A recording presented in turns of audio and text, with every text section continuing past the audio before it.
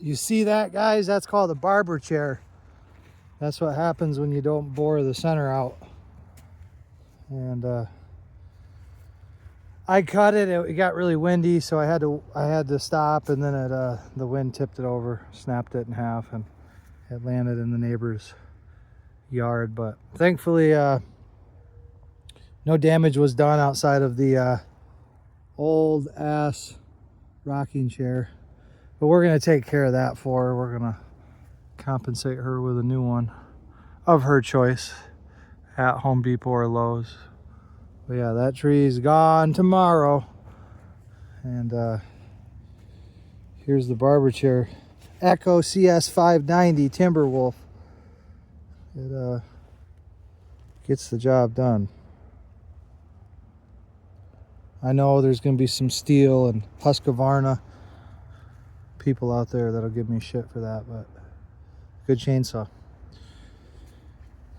But yeah, this is something this is what men do when they have some free time. This is what men do.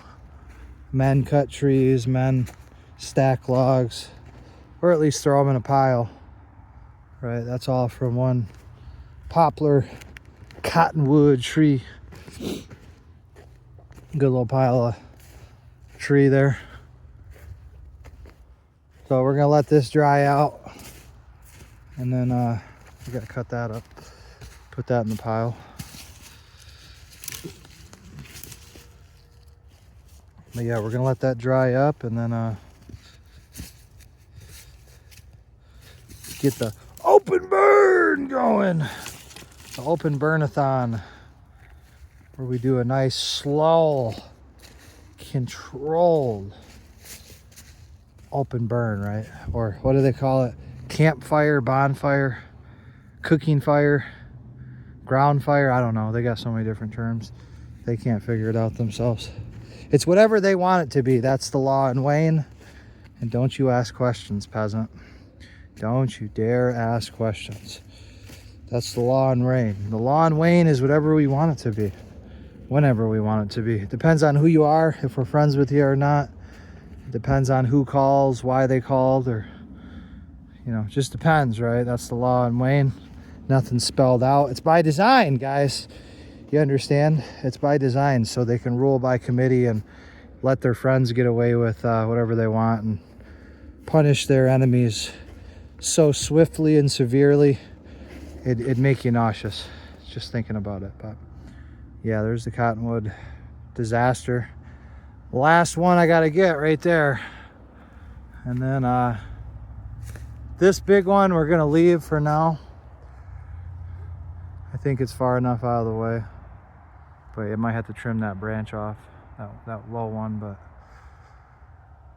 we'll see. I think it should be good though, hopefully. But I'll get rid of it if it starts pissing me off or shows sign of disease or death. Then it's got to go. Anything north of the Hunter Drain, and that's far enough away from the bank, so you know, anything on the bank in the Hunter Drain, obviously gonna leave that alone. But those few trees right here, definitely those small ones at least can go. But maybe just this one to the right in the front should be about it. Not much more. Not much more. But yeah, that's one cottonwood tree down. One more to go. And then we got to cut that up. Cut this up.